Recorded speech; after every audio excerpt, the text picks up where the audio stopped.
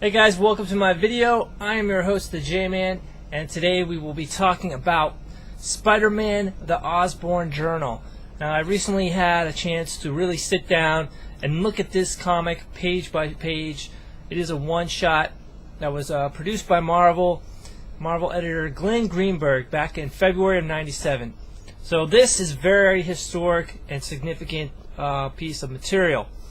It does a very good job of concluding and resolving a lot of the plots that were left open during the Clone Saga. So it pieces everything together very nicely. If you had confusions, and you probably did, this will pretty much take care of it and set your mind at ease. One of the things I picked up on, it kind of suggests that the Jackal, aka Miles Warren, the guy responsible for all the cloning, it kind of suggests that he could still be alive, as we see an image of the Jackal laying there on the ground when he hit the ground at the end of the Maximum Clonage story arc and supposedly died.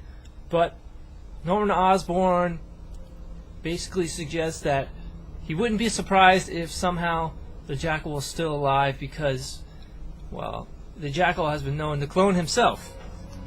Alright, so yeah. Maybe the Jackal will show up in another Spider-Man story, who knows. Before I read this, I wasn't too keen on the idea of having Norman Osborn as the mastermind behind the entire Clone Saga.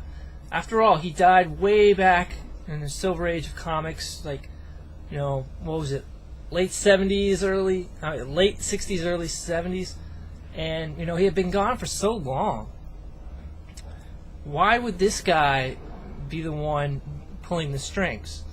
I felt like it really should have been Dr. Octopus for a long time, because Dr. Octopus seems like more of a logical choice due to the fact that Dr. Octopus is a doctor who, you know, specializes in science and could therefore come up with something like genetic engineering, cloning.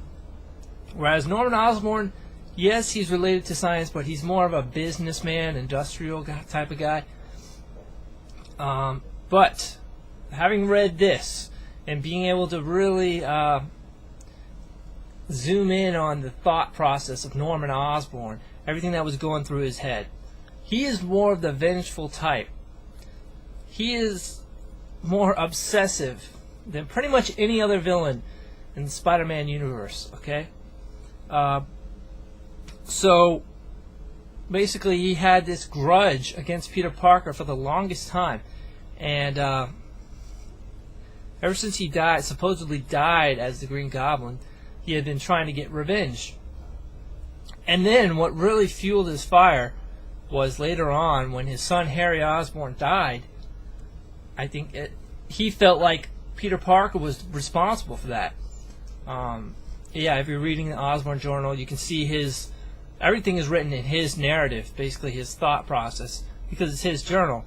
So he says that he feels like Harry Osborn was forced to take that goblin formula in order to get revenge on Peter because of what Peter did to him.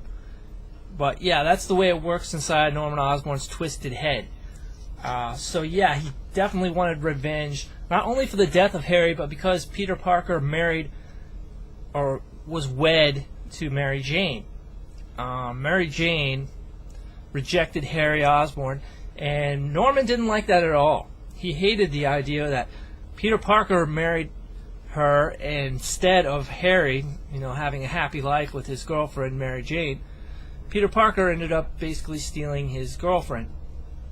So even though Norman really looked down on his son Harry, he still felt the responsibility to take revenge against his enemies. So that was a big motivation, and I can agree with that.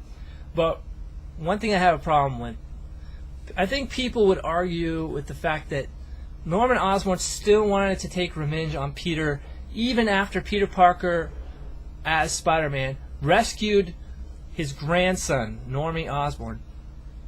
Spider-Man rescued Normie Osborn, who was basically kidnapped. And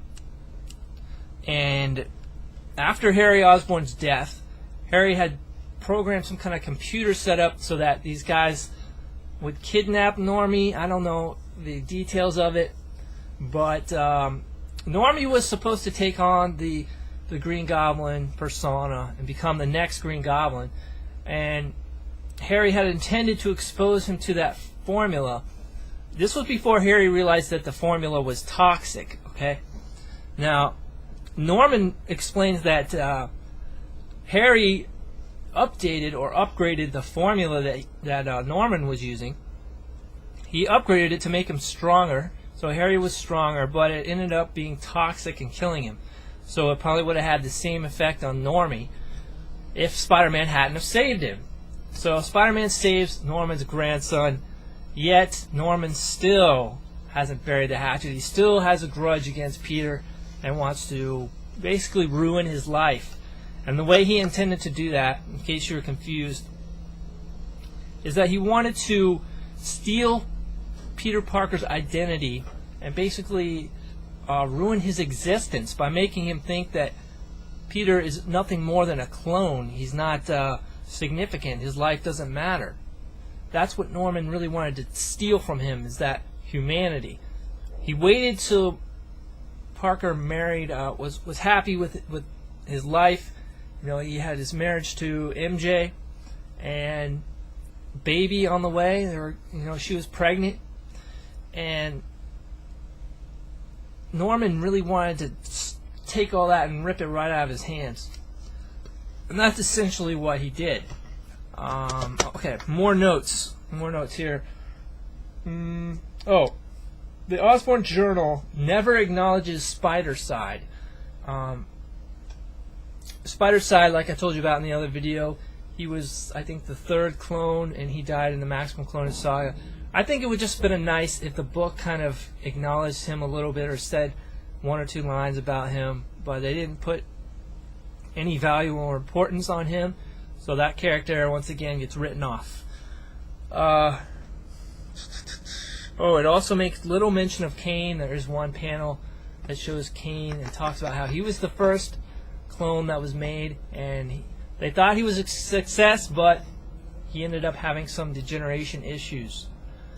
And that's all it says about Kane. It doesn't involve him any more than that, unfortunately. So very different from the 2009 Clone Saga.